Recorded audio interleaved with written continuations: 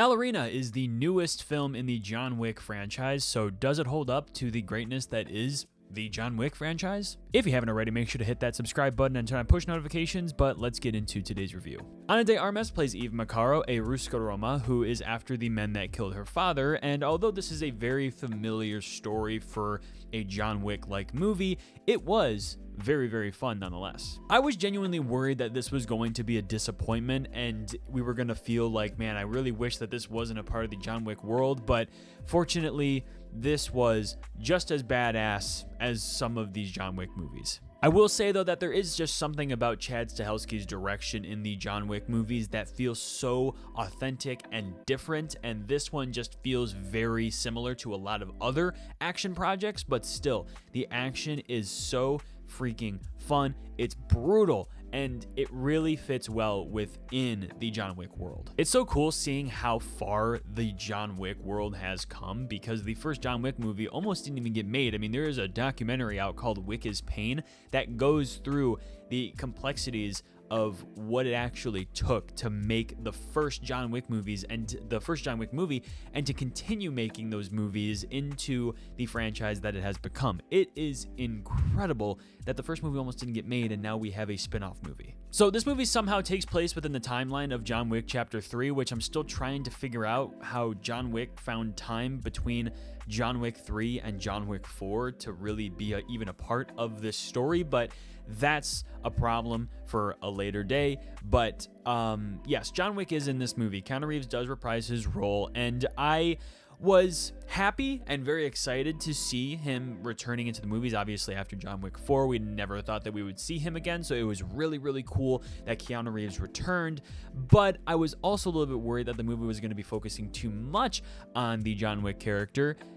But fortunately, they didn't. He was in the movie for a little bit, but they really did focus on Eve Macario's character, which is just so important to have a badass female character that is in her own realm of awesomeness. And I'm so glad that they didn't rely too much on John Wick to make this movie entertaining. Ana de Armas is a damn force to be reckoned with, and she fits so well in this universe. But to be honest, Keanu Reeves wasn't even the coolest person to see in this movie. Lance Reddick was also in this movie. He filmed his scenes, obviously, before he passed away, before the release of John Wick Chapter 4, and we thought that John Wick Chapter 4 was going to be his last appearance in the John Wick franchise, but looks like this was the last one, and it was it was bittersweet to see. So what they were able to craft with the 4 John Wick movies was absolutely stellar.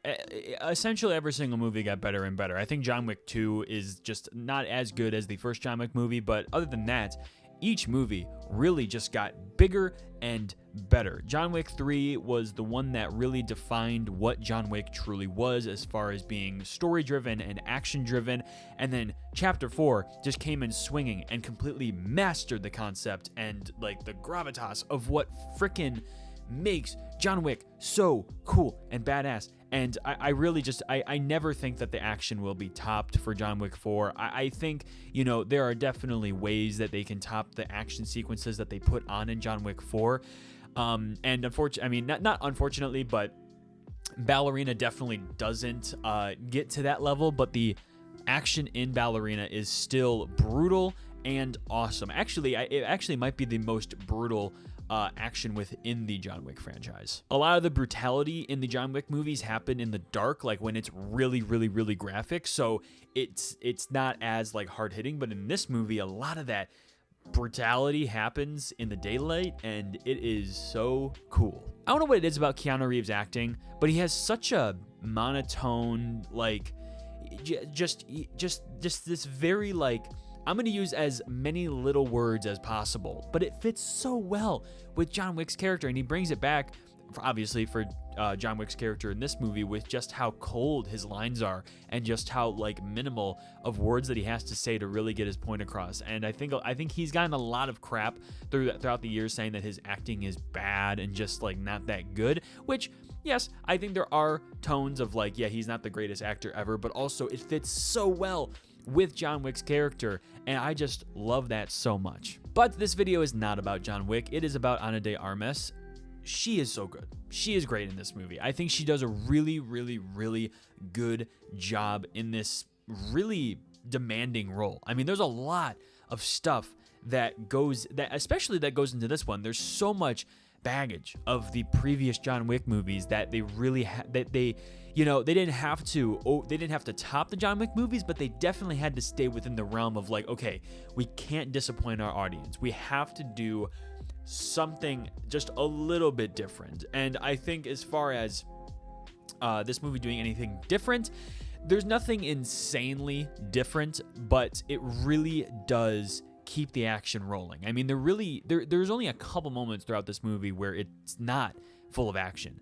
And that's what made the John Wick movies so good, is that there wasn't a lot of time to breathe. There was this action scene, a second of no action, and then just immediately back into action. And that is exactly what Ballerina did. And it is so good. These movies, and like the filmmakers, they know what the audience is expecting, and they go with what the audience wants, and that is action, action, action. Now, as someone that critiques movies for a job, I also am looking for a good story. And a lot of people are like, you're going into these movies, you should just go into these movies for the action sequences. You really shouldn't be looking for a good story. But the thing is like, well, John Wick Chapter 4 had like the greatest action of all time in a movie, and also a really, really interesting story. And although Ballerina's story is very familiar, not only to the John Wick worlds and the other movies that are like John Wick, but to just movies in general, just this is a very familiar story, a very familiar revenge story. John Wick had a very unique and different take on a revenge story. And, it's hard to compare. I'm not trying to, but just a very familiar story. But overall, it had an interesting story. I was interested throughout the entire thing. The action was great. Ana de Armas is great in this role, and I really think that they understood what audiences were expecting as far as action and just overall brutality. This was a really good movie. But I am interested to know what you thought of Ballerina from the world of John Wick, so let me know in the comments below what you thought of Ballerina. I'm also curious to know, though, what is your favorite John Wick movie? And that includes Ballerina now. So which is your favorite movie of the 5? The 4 John Wicks and Ballerina. Which one's your favorite? Let me know in the comments below. If you haven't already, make sure to hit that subscribe button and turn on push notifications. But that does bring you to the end of today's video. Thank you so much for sticking around to the end of it. I appreciate every single one of you. But remember, your movie moment is right around the corner. See you in the next video.